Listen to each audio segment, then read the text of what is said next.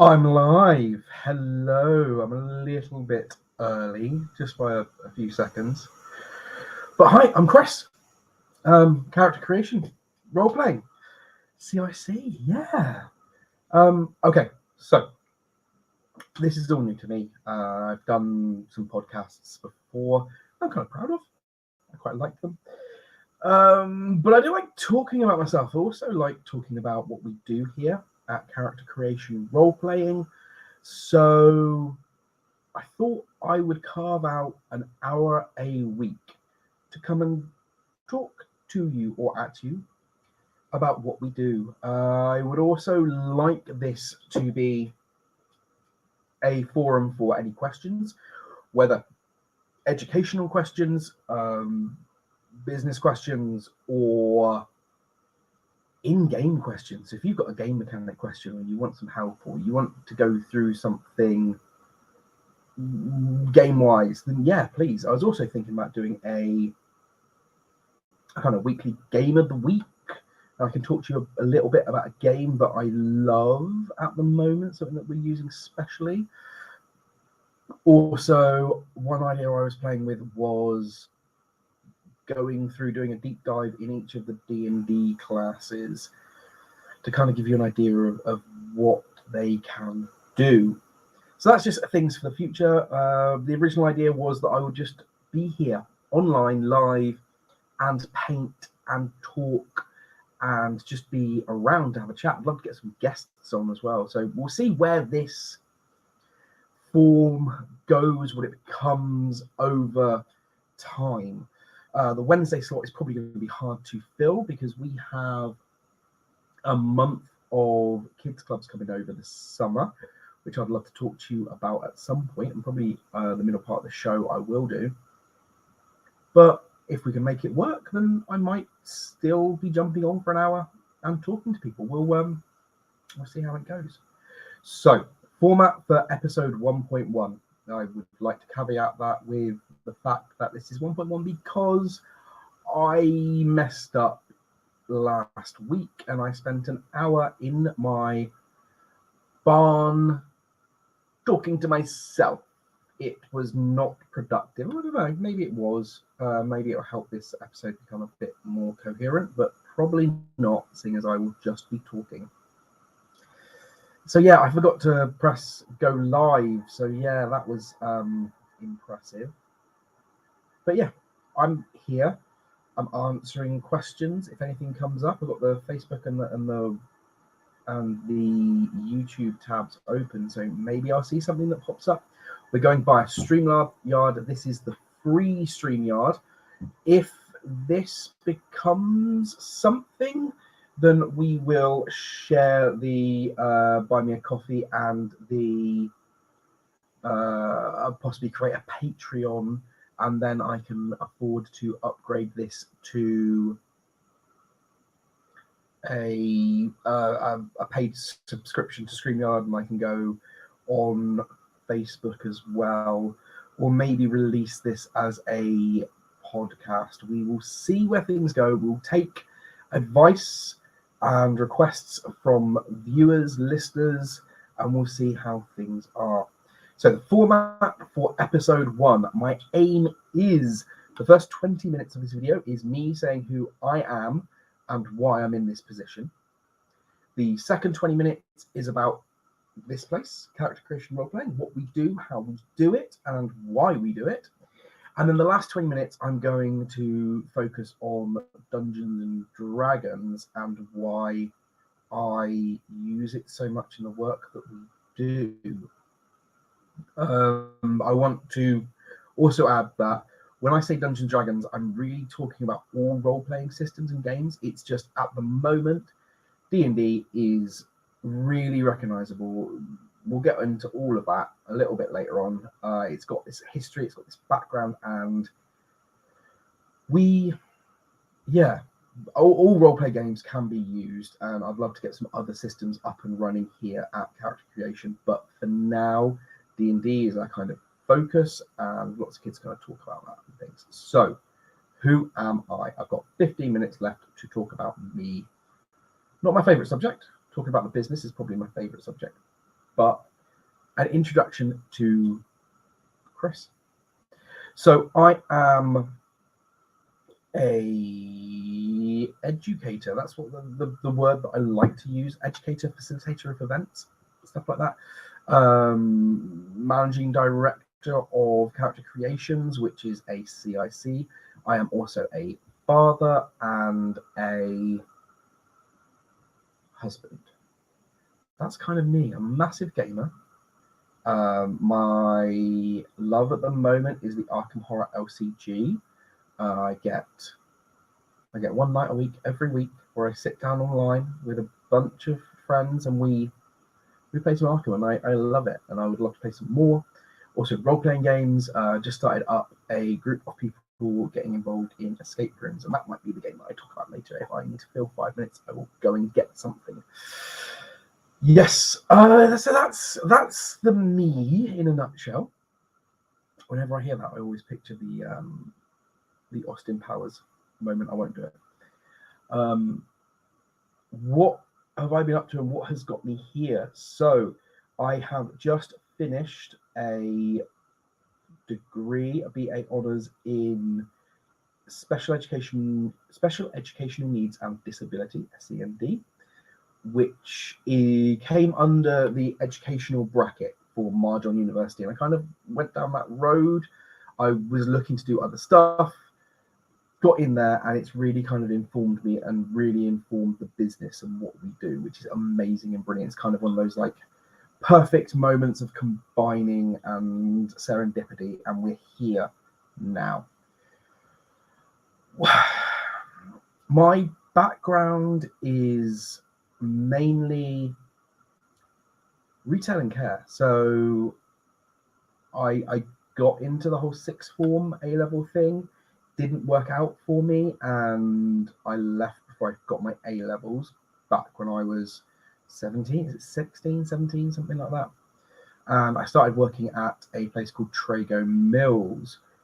If you probably don't know it, it's a very localized store, but basically it was like a proto Poundland type thing. They just buy in old cheap rubbish, stack it high, sell it cheap. That was it. And then that store kind of evolved, and there's lots of other stores, and I used to work there for quite a while. After that, I wanted something different. I was kind of done with retail after about 10 years, maybe a bit more. And I decided I would do an access course to go into nursing. I did the access course, got accepted to a few universities, and then during that time, I met my future wife, and I kind of thought, well, I don't want to leave this. I want to see where this goes. And I don't know. I've never done care before. I'd gone straight from retail to do a care degree. I kind of need to get a grounding in that. So I'm going to take a year out before I go to university, because I was a little bit afraid as well. I didn't know how money would work and all that kind of stuff. And I got a job working in care with people with autism.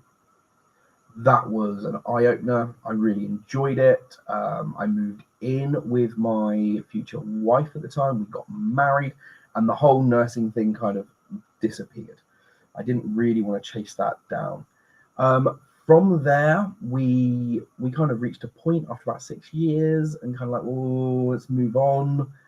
I tried a few other jobs. So I worked as a HCA at Derriford Hospital. That was a big eye-opener.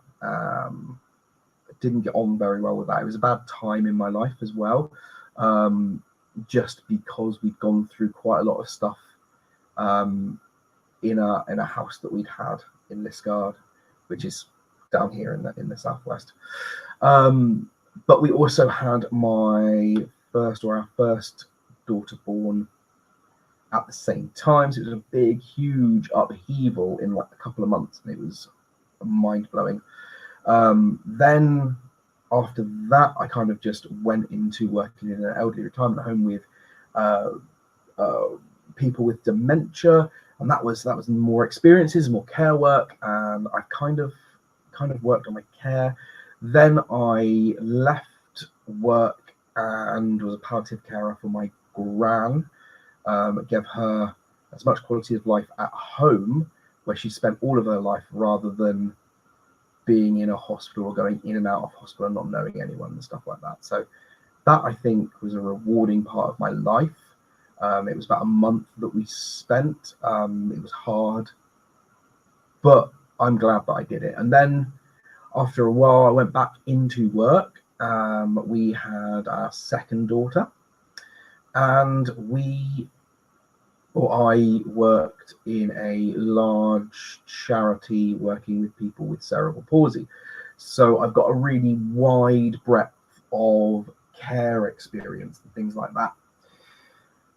I got to another point in my life and was like, well, that's kind of it. Where do I go now? Because I'd done middle management in a couple of different jobs, retail and care, and I really did not like that.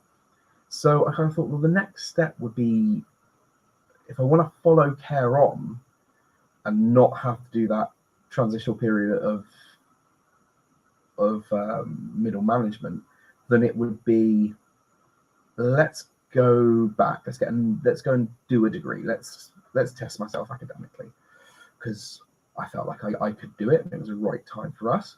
And yeah, I did an access course to humanities, which kind of opened up a lot of doors. I went for a psychology degree, but at the open day was put onto the special educational needs and disabilities degree, and was like, yeah, this is the place for me.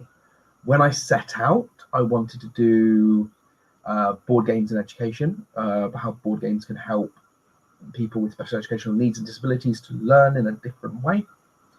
By the time I finished, I had some really good advice from my lead on my degree, and was pointed towards doing my dissertation in do role-play games teach oracy. Long story short on that one, yes, they do, but you also need to scaffold that with additional actual learning, because you can't. It's hard for people to pick it up if you don't explain why, but it's hard for the game to be that teacher. So it's kind of an amalgamated effect, which is informing what we're doing now going forward. And maybe one day I'll go back and do my master's, my PhD, all those kind of things. Yeah, so I am a father to 3. So during the period of doing my access course, we had my our third child. And yeah, we got 3 absolutely wonderful and headstrong young women.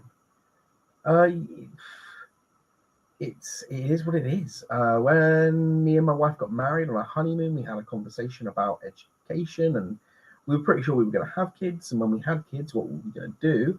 And the kind of consensus, thankfully, between both of us was that we wanted to home educate. So yeah, we were kind of like, set, that's what we're going to do. And we've been home editing since day one with Cobalt number 1. And yeah, she's doing well.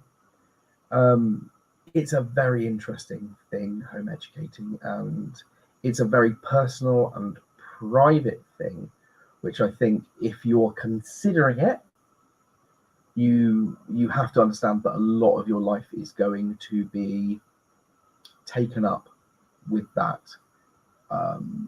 That is the choice that you make for the next X amount of years. You will be sacrificing a lot of your life to teaching these beings how to be.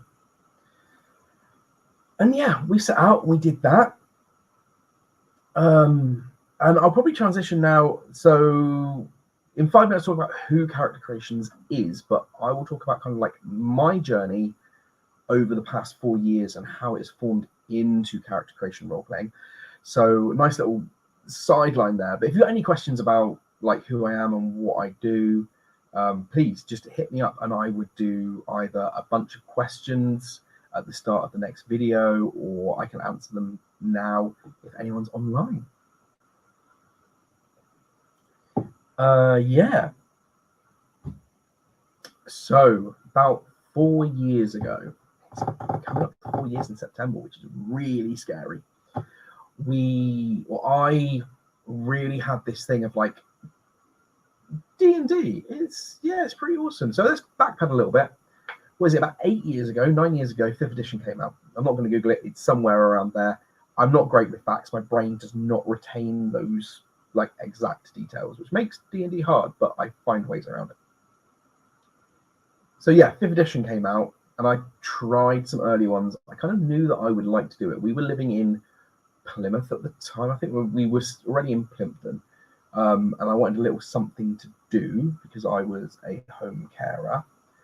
I was like, oh, let's see if we can find somewhere. Just put it out there on the Book of Face and say, kind of like, who wants to play some D&D? Are you up for it? And there were a lot of people.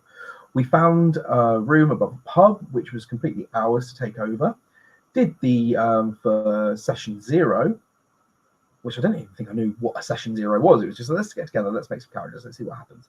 And there was 12 of us. So by week 2, I had to press gang someone else who had DMing experience into setting up another game. So we had 2 games running straight away. Second week in, or like session 0, 12 people. Second week we had 2 games. And then my kind of thing of running it was I would run Lost Mines of Phandelver, intro to new people. Once we got to a point and we had a few more people kind of hanging around going like, I'd like to play, can I join a game? I would pick the person that I thought was kind of getting it the most, the one who was like really kind of like, I could run a game, and go, look, here you go, here's get the player's handbook, or here's the Lost Mines of Phandelver, take your party and do the rest of it, enjoy yourselves. And there are still games going now that started from there, I think, from what I can remember. And then, yeah, so I got my love back for D&D, and I was running some D&D games. I stopped being part of that organization after a couple of years because of reasons. You move on, you grow as a person, other things take over your life. I was back at work, all those kind of things. So yeah, I loved D&D. I wasn't getting to play as much as I wanted, so I thought, it's gonna be good for kids. Like, there's lots of maths involved, there's reading involved, there's cooperation, all that stuff, which I'll get to into the whole role playing section in the third. And I didn't think that my daughter, who was 4 at the time, I think she was 4, would have really been able to get on it. So being within the home ed community, I put it out there, once again on the Book of Face, that's how you find people, isn't it, to say, oh, we've got, I can do D&D. I will happily do D&D. If we can find a venue and you guys pay for the venue, I will happily run for free a 3-hour session. Let's get some kids in, 12 plus, let's have some fun. And there were 7 kids turned up to the first one. And it was brilliant. And we had some amazing moments while we were doing that. There are still kids who are coming to my sessions now who were there on the first day. There's 3 of them that I definitely know off the top of my head, like they have stuck with. And then we tried out a couple of different venues to see what would work for us and the format. And then we moved it to another place, and I reduced the time, and I introduced a second game. So I was running 2 games at a time. And my hope was that if I do it for free, then when my kids are older, other people will do activities that they're interested in for free. And that's kind of how the community works, and why I love the home ed community so much. I was giving back to hopefully reap those kind of things in the future.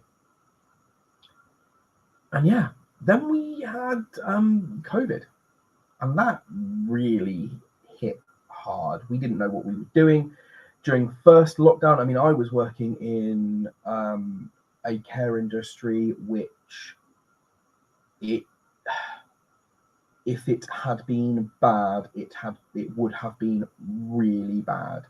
And you can't work in care and not be attached to your client service users, whatever the term is now, Just remember, I've been out of care for about 3 years now, so I don't know what the terms are within that kind of adult care industry. But yeah, so I stopped doing that. And this is where we get to what Character Creations is. So we will carry on that story at the 20-minute mark now. How's that for timing? Oh, yeah. Like, you couldn't do that with editing and a producer. Okay, so the formation of Character Creation Roleplaying. So lockdown, we stopped everything. And I was kind of a bit, what do we do? How do we do it? And I felt really, really bad that I was not helping these kids. I was at university at the same time, and these kids were all locked in. I'm like, there must be a way of getting them to work online, to getting it to sort out. We came out of lockdown tentatively. I had a couple of kids and parents who wanted to come back. We played out in the garden because it was summer and everyone was distanced and all those kind of things that we were all doing at the time.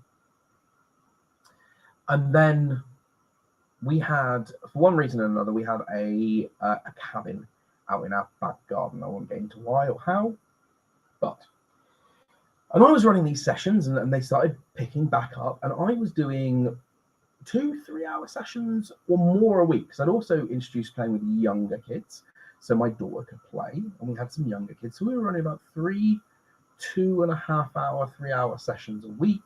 It's kind of like with the prep time that I'm doing as well, I'm doing as much as I was doing at my full-time job. And I wasn't charging at the time, but I thought, well, if I charge a little bit and I can put that down as my work hours, because it's a business, I'm working, that will help with the student finance and all those things. So I left my job to do this, and I carried on with the kids that I had. And it's a good idea. Like, what I'm doing is a good idea. And with a little bit of a social media push and a bit of word of mouth, we got out there, and we started ramping up, and things got busy. And then the summer was coming up. This is the summer of the first year I was at university. So, well, that would have been the second year at university. So last summer. And I heard about the Fit and Fed scheme in Plymouth. So Fit and Fed is our equivalent of a government scheme to supply children who are on free school meals plus other pupil premium things to have a meal and an activity. And there's restrictions and there's things that you've got to do. And in Plymouth, it is tied in with the children have to do an hour's physical activity a day. So one of the things is we've got to do an hour's activity. So I put a bid in and said, well, we'll do this and we'll have kids. And we ran a very successful summer camp. We ran 4 days a week. We offered them breakfast at 8:30 in the morning, and then we started our activities at 9:30, so a bit of a breakfast club. And like, one of my big things is give kids food. If you feed children, you have their attention. And then we did an hour's exercise, and sometimes that was going up and walking up to the castle that we've got close to us in Plimpton. Sometimes when it was really bad weather, it was human noughts and crosses, which is a brilliant exercise to do with children. They get up, they're moving around, because you've got to consider the kids that we have, and we specifically put in a bid for 12 to 16-year-olds. And we were quite successful. But to become and become who we are, we had to set up as a business. So I decided to become a CIC. So for those that don't know, and for those who possibly might be abroad, because it'd be great, I timed this so that this is kind of a breakfast show for Americans. A CIC is a community interest company. So it's kind of bridges the gap between charities, which are completely not for profit, and they get their money from those kind of like funding type things, to a limited company. where it's all for profit and we make money and blah blah blah. So 50% of the profit has to go back into the business, but it opens up our opportunities to go for funding grants and all these kind of things and put stuff on. So became a CIC. We have directors. It's not just me. We've got some wonderful people who are parents of the people who come to our sessions, and they are so supportive and amazing. And yeah, we started this thing and we did the summer, and then I did it at a local community centre. There were a few places that were open and on offer, and this centre is literally a 3-minute walk from my house. Bear with me a second. Hi. I am doing a live stream. Sorry. Okay, cool. Sorry about that. But we're in the community centre and there's always people around. So yeah. Oh, where was I? Okay. Yeah. So it's about 3-minute walk from my house, and there were spaces downstairs. So we didn't think we were coming out of a lockdown and COVID round about this time. And I was kind of like, cheeky offer, would you sublet to us? And they said yes. So we kind of over the summer started moving our stuff in and becoming and being, and we have got our offices, and they're amazing. We've got a gaming room in there which is set up for 6 players and a DM. We've got a large monitor screen that we've had kids from Morocco and France who are on holiday but still want to play during their sessions. And then I've got the office in here, and we've got storage space for lots of games, and we've got dice that we sell down there behind me. Yeah, and I get to show off my geeky stuff like Baby Yoda and the Ecto one and some of the bits and pieces that we've got, and it's just kind of inspiration and wowness for the kids that are coming in. So we moved in here. We do some extra stuff, so it's not just role-playing and D&D that we do, and I'll get on to why role-playing in the last 20 minutes, but we get on to, I'm a little bit concerned that my video keeps dropping out, so if I am dropping out on YouTube, then what we'll do is we'll re-up. I think StreamYard keeps the video anyway that's recorded, and we can re-upload that maybe, something along those lines. We'll figure out a way that how this all works. So I think I need to get a sign for the door. That's probably the best thing to do, is just put a sign up saying like live stream in progress, which would work. I'm going to apologize there. That's really thrown me off. I do apologize. Yeah, so we do events as well. So a lot of what Character Creations does is building community as well. So every month we do a completely free games day. So I've got a huge host of board games. We get donations from all over the place. We get grant funding to buy more games. So yeah, we've got over like 100 games now, and I've had to grade them into like top tier, middling tier, and it just looks good because we've got so many games going on, but they're a little bit.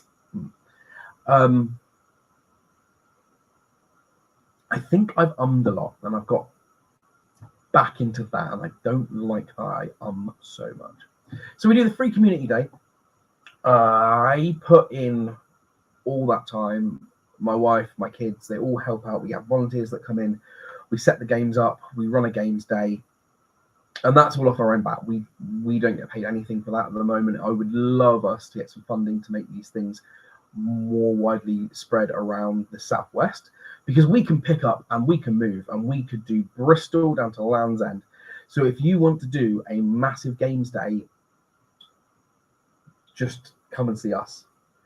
We can up and deliver. We've done them out in Keyham recently. It's kind of like it's been really quite nice to go out and do other places. We've got a massive one coming up this Saturday. So big plug this Saturday in Keyham. We're really hoping that this is going to be big, I hope. So yeah, we do the games days, and that's lots of board games. We also, when we're here, we have access to some soft play, so we check some soft play out. We have been doing quiet rooms and family rooms. And as a parent who is a gamer with young children, I like the opportunity to go, my kids are going to make noise. And if I'm in the middle of a game and I've got to go and sort them out because they're fighting or they've hurt themselves, the rest of the people around the table are going to understand that. It's not your kind of like serious, we are going to do we're going to do a game and it's really serious and we can't have any noise or things like that. Not exactly the place for that, but we can offer that in several of the rooms that we have on the Saturdays. We also offer Dads and Dragons. Now, I was asked to call it Dads and Dragons. It kind of works. It's a nice name, but really it's multi-generational. So it can be grandparents, it can be granny, it can be auntie, it can be cousins. As long as there is an adult playing with the under 16, we're completely happy.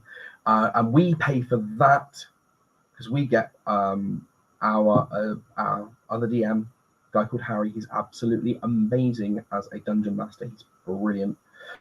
We get him to come in and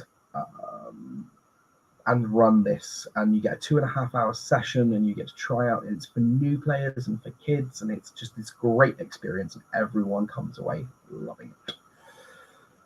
So that's the games days. We also do Lego. I love Lego as a learning tool. I personally am hoping in the next year or so to go on and do a Lego therapy course. One of the proper ones, one of the big 2-day ones where we go up and we properly look at the science behind it and why it works and the best ways to augment it and change it, and it become the thing that the client needs at the time. We really want to do that. But for now, we do our Lego assemblies. At those, we have 200 litres of loose Lego that's on separate tables, and the kids can jump in. We've got questing where we've got books. All those Lego bits to make those things are in those piles. And if they want to take a book and go for a challenge and they go in and they find it, that's amazing. We also do challenges where I've got a list of things to challenge people with. Build a monster, build a car, build something as tall as you, all those kind of things. They can be quite popular. And then we also have like 30 plus Lego sets that are in boxes with the instructions, hopefully with all the bits. It doesn't always happen like that. And they can be, you can turn up and you can build. So whatever you need out of your Lego experience, that's there for you. We've kind of played with the idea of doing adult versions of that, but we haven't got around to it yet. There's always a couple of people who are asking, but it's more time and energy that we need to put into these things to get them off the ground. Another area that we have worked on with character creation is the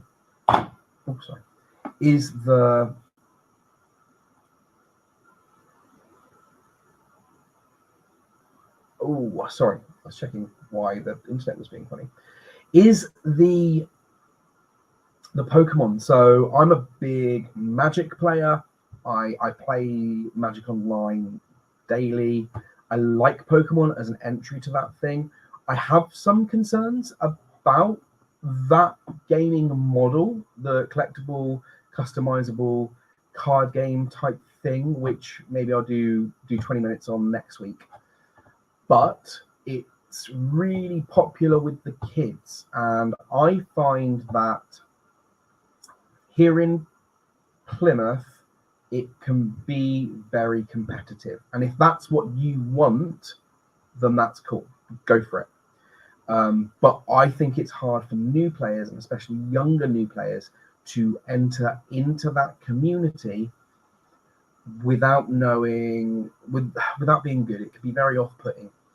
And a lot of the kids that we have come into our sessions are collectors. They have folders full of cards and they absolutely love the game and they swap and things like that, but they don't play, which by the time they come to one session, they've played their first game, because we run tournaments at the same time. So the kids come in, we teach them how to play, we chuck them into a tournament. We normally have 2 tournaments going. We have a beginners league and a more experienced league, and we run those things, and it's a lot of fun, and the kids get a lot out of it, and I think the parents get a lot out of it as well, because we get a lot of dads that are engaging in these activities, and a lot of people like supporting us and can see what we're doing and why it's a positive, which I absolutely love, and it makes me smile every time I think about it,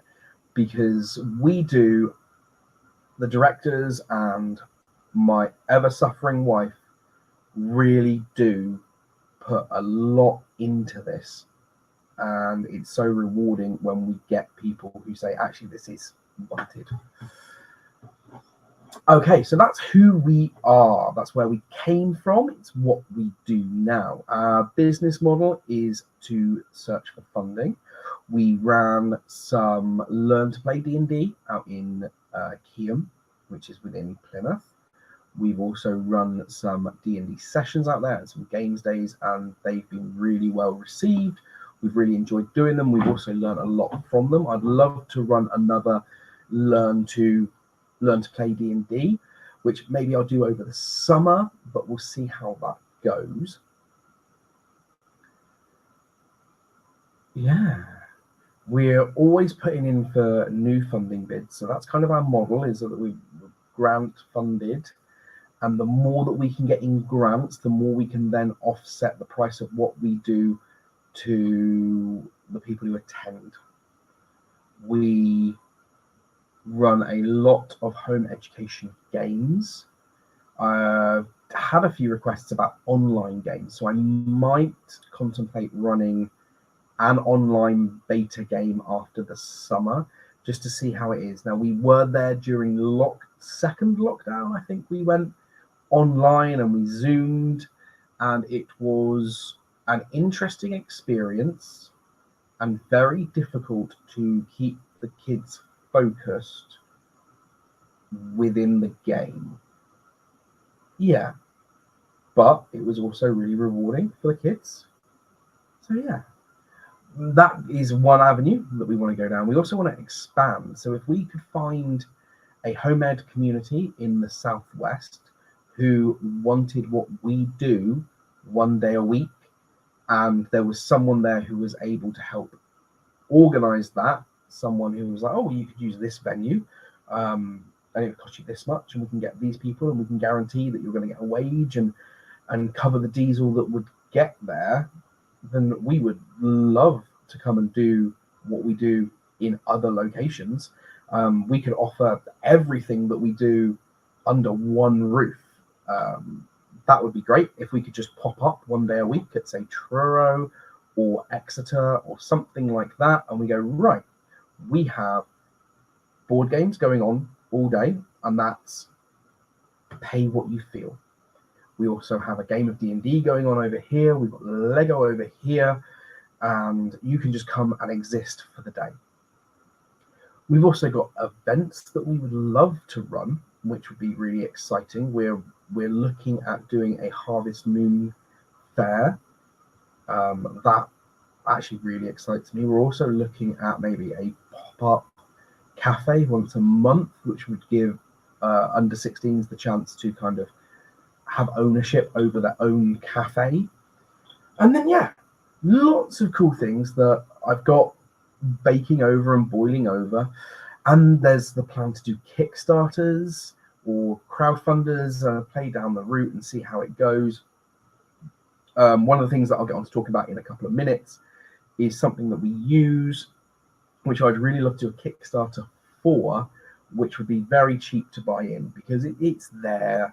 And to be honest, I can see how people would quite easily just go, well, I've got this form and that's it. You've told me what I do. What do I need you for? But I'd love to get it out there. So we'll get onto that one day. I will talk about it actually later in a minute or two, because we're now just about to tick over to the 40 minutes. So that's kind of who we are, what we do. We also do one-to-ones as well, which is something that I've just branched out into because I was approached, and it's something that I really love. So we can work with small groups, 1, 2, 3 kids at a time, who need additional focus to help them stay within the game. People who aren't going to get on with being in a group of 6 people and having demands placed on them. So we have a lot of things here which I can use as tools to engage in maths or English or communication skills and all that kind of stuff. So I can tailor an experience within a time frame. And we can also run sessions for adults. It doesn't have to just be education based. So yeah. Okay, we're now into the last 20 minutes, and I've kind of stayed on as much as possible. We are now going to cover Dungeons and Dragons and education. Oh, I feel like there needs to be like a sting or something going on. That would be. But I'm new to StreamYard. This is all new to me. So if you're just skipping on to this point, then that's totally valid and cool. Welcome to the last 20 minutes of my video. And this is the intro video where we're talking about who I am, what the company is, and then this is why we use Dungeons and Dragons so much and why you see D&D all over our things. Okay, so first of all, like I said at the head of the video, it doesn't have to be Dungeons and Dragons. It can be any role-playing system, and it doesn't even need to be, as long as you've got something. I'm working on a system which is ours, which is a little bit more free-form, much easier to set up. You can sit down and create characters in minutes and get into the game. The key to it is having the creativity to be able to go, you want to do this? Well, give me that role. So that's another thing that we're working on. We're beta testing at the moment. I've played a couple of games and it works quite nicely. So the whole point is why Dungeons and Dragons mainly is pop culture reference. People know what D&D is. After 5th edition came out, they did such a good job in kind of making it the right level of difficulty and rules to get people back into the game.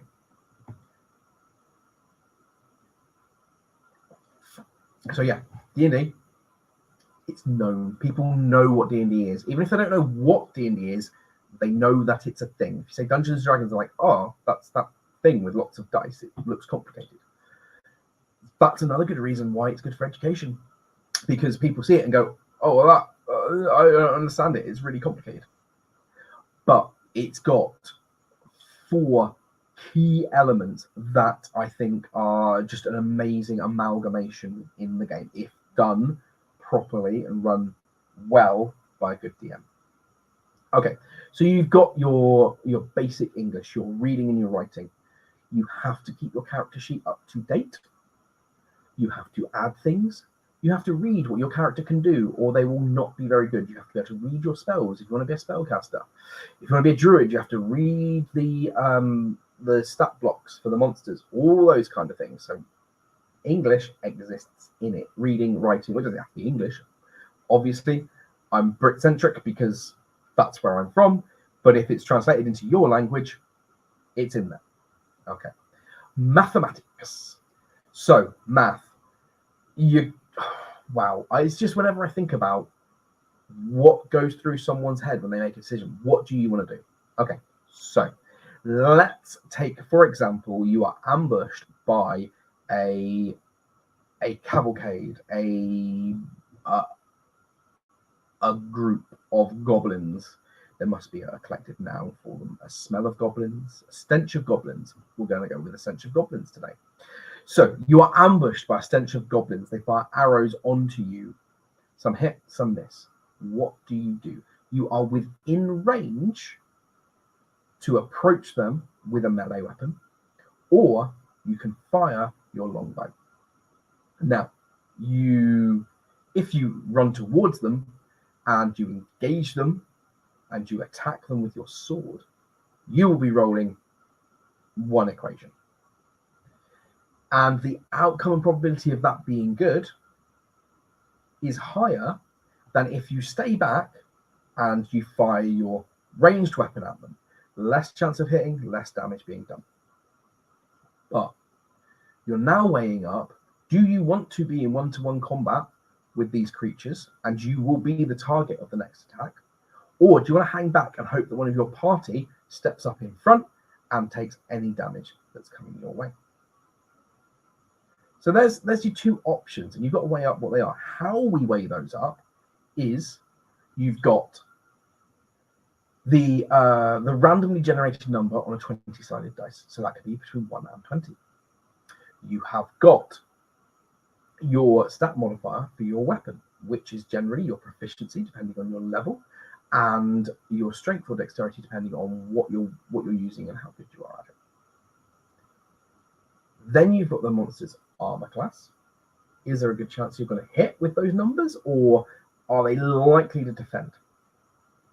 Then, whatever weapon you're using, if you are successful, is it going to do 1d6 worth of damage, 1d6 plus 2, or is it going to do 1d12 plus 2? Let's find out, shall we? So you've got to do that algebraic equation twice to weigh up, is it better if I go in and fight 1-to-1 or hang back? Also, you're rolling a party. Are you the cleric? Are you expected to heal people in trouble? So you want to stay out of the fight as much as possible. Are you the wizard? Are you going to die if you get hit with one sword? So you need to hang back and do some area effects. Are you a barbarian who can half the damage from a sword? Thus, you're expected to be the one who runs up the front and starts soaking as much of the damage as possible. There's all those things are based on those equations. And also you throw in, if you roll a natural 1, it's a guaranteed miss no matter your modifiers. If you roll a natural 20, you double damage. There's so much to do in there. Trying to explain that is quite hard. So you've got all that math. And if you want to play the game, you've got to do the math. No matter how much you're like, I don't care, whatever, I'll just do this, and I won't think about it. Which is legitimate. I mean, if that's what you want to do, that's what you want to do. But you still have to, if you want to hit, you've got to roll that 20-sided dice. You've got to add your modifiers, and you've got to tell me what you got so I can compare it to their armor class. That's it at the end of the day. You want to play the game, you've got to do the math. So it doesn't teach math, which is the key kind of takeaway from my dissertation. It doesn't teach, but it does reinforce the learning that has gone before it, even if it's simple, just 7 plus 6 is 13. I think that's right. 7 plus 6 is 13. I would look a fool if I got that wrong. Or the algebraic equation. It shows where random numbers come into it and taking chances and all that kind of stuff, which is brilliant. I love it. So you've got English, you've got maths. Okay, now into my my topic for my dissertation, oracy. So oracy is the spoken side of language. So it's your communication ability. It's the words that you use. It's the way you listen to people. It's the way you actively listen. It's how you talk to people. It's all of those things all combined into one. And within the British educational history, it's never really been something that is taught. It is expected of you to pick these things up.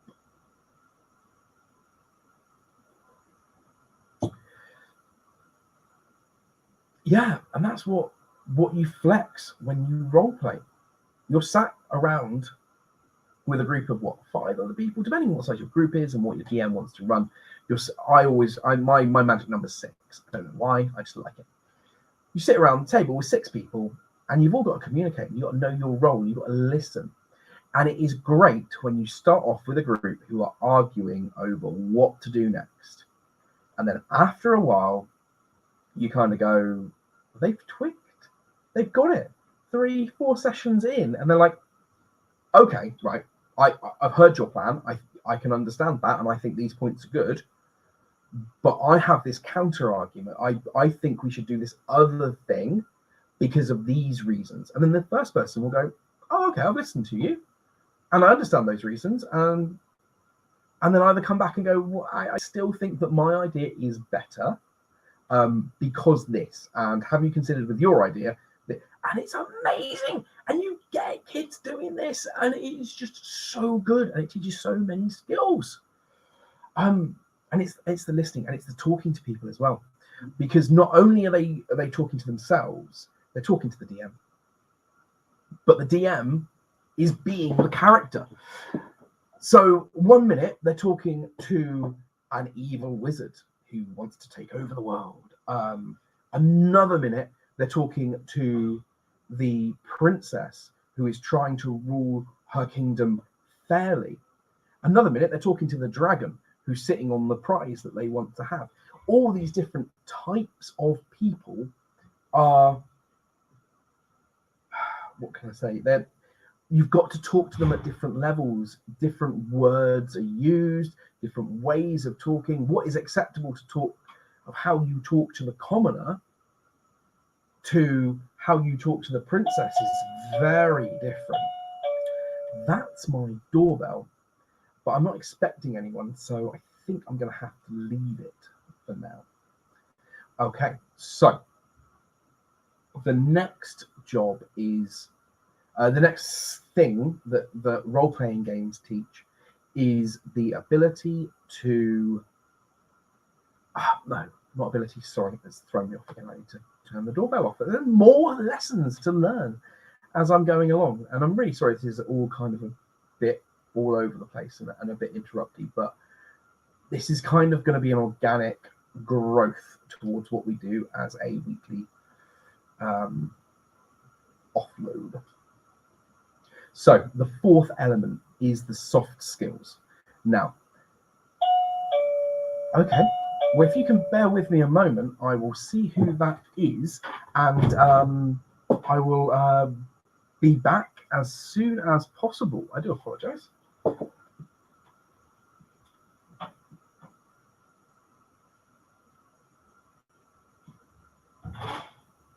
Oh, Jamie.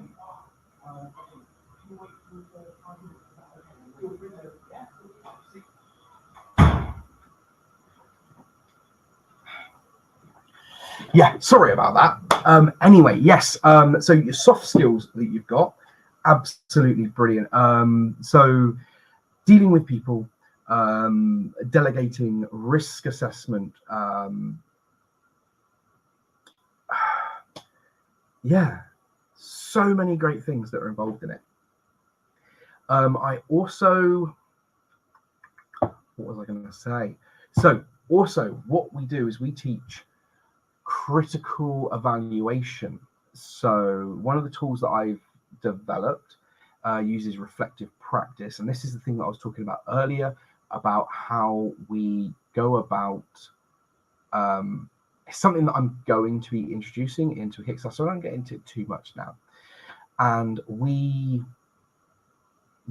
use reflective practice at the end of the sessions, which has two great outcomes for it. Firstly, it gives us a chance for them to grow and for myself to grow into what I deliver, how it affects people, how each group is different for each group of players. Some we have to take 2 or 3 breaks, some we don't break at all. We do 2.5 hours outright.